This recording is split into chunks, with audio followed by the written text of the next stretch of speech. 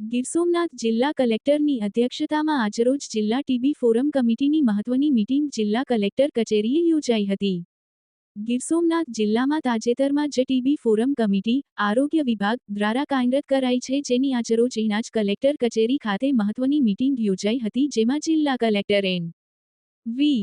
ઉપાધ્યાય, જિલ્લા વિકાસ અધિકારી સ્નેહલ બાપકર, જિલ્લા પંચાયત પ્રમુખ મંજુલાબેન મુછાર, તાલાલાના ધારાસભ્ય ભગવાન બારડ, જિલ્લા પત્રકાર સંઘના પ્રમુખ મિતેશ પરમાર, જિલ્લાના આરોગ્ય વિભાગના અધિકારીઓ, જિલ્લાના મોટા ઉદ્યોગો રેયોન, જીએચસીએલ, સિદ્ધિ, અંબુજાના પદાધિકારીઓ, સોમનાથ ટ્રસ્ટ સહિતની ઉપસ્થિતિમાં જિલ્લામાં ટીબી નિવારણ અને નાબૂદ માટે કેવા પ્રયાસો કરવા જોઈએ, ટીબીના દર્દીઓને કીટનું વિતરણ, આરોગ્યના કેમ્પો, મેડિકલ તપાસ સહિતની ચર્ચાઓ કરાઈ હતી.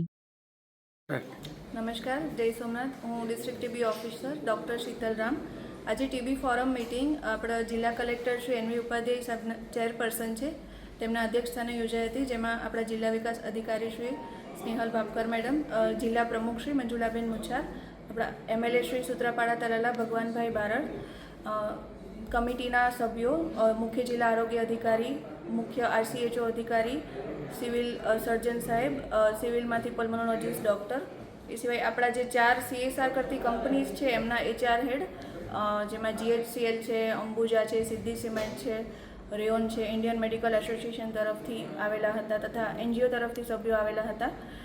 આ મિટિંગમાં ચર્ચાઓ કરવામાં આવી, મુખ્યત્વે ટીબીને સમાજ સાથે કેવી રીતે સાંકળવું, સામાજિક જાગૃતતા કેવી રીતે લાવવી અને ટીબીથી જે ભેદભાવો થાય છે કેવી રીતે અટકાવવા, જેમાં ઘણી ચર્ચાઓ કરવામાં આવી. સૌપ્રથમ તો ટીબીના દર્દીઓ જેમનું વજન આપણા જિલ્લામાં જેટલા દર્દીઓ મળે છે, ધારો કે 1200 દર્દીઓ મળે છે, એમાંથી 600 દર્દીઓ એવા હોય છે જેનું વજન 30 કિલો 40 કિલો બહુ જ ઓછું હોય છે. ને એક નિર્બળતા એવી પણ છે કે એ લોકો કામ ઉપર જાય છે રોજના 300 રૂપિયા મજૂરીએ, પરંતુ એ કામ મૂકી નથી શકતા, એમને આરામની જરૂર હોય છે. સતત કામ રહે અને ટીબીનો દર્દી, ટીબી ક્ષયનો મતલબ શું કે ક્ષય થતો જવો, એના શરીરના સ્નાયુનો ક્ષય થતો જતો હોય. જે નોર્મલ માણસો છે મારા જેવા અને તમારા જેવા, એને જે પૌષ્ટિક ભોજનની જરૂરિયાત હોય છે એના કરતાં એને 3 ગણી વધારે જરૂરિયાત હોય છે પ્રોટીનયુક્ત આહારની. એટલે આપણા તમામ જે CSR કરતી કંપનીઝ હતા, હોસ્પિટલવાળા જે આવ્યા હતા, બધાને કલેક્ટર સાહેબે આહવાન કર્યું કે તમામને ન્યુટ્રિશન કિટ મળી રહે. દર મહિને 9 કિલો જેટલું અનાજ છે, પ્રોટીન છે, એમાં ગોળ, ખજૂર, ઘી, સિંગ તેલ, તમામ વસ્તુઓ આવરી લેવામાં આવી હતી અને તમામે કમિટમેન્ટ પણ આપ્યું હતું કે આપણા જિલ્લામાં 100% નિક્ષય મિત્રો બનશે. આ સિવાય આપણા જિલ્લામાં અત્યારે ટીબી મુક્ત ભારત અભિયાન ચાલી રહ્યું છે, જેના અંતર્ગત જેટલી પણ આપણી વલ્નરેબલ પોપ્યુલેશન છે, જેને કોઈ લક્ષણો હોય કે ના હોય, તમામને એક્સરે કરાવવા ફરજિયાત છે. નજીકની ગવર્મેન્ટ હેલ્થ ફેસિલિટીમાં તમામના એક્સરે અત્યારે ચાલી રહ્યા છે.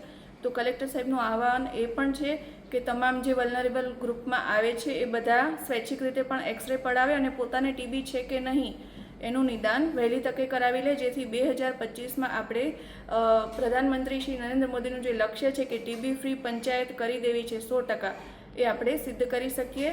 નમસ્કાર, જય ભારત. ટીબી હારેગા, ગીર સોમનાથ જીતેગા, ભારત જીતેગા.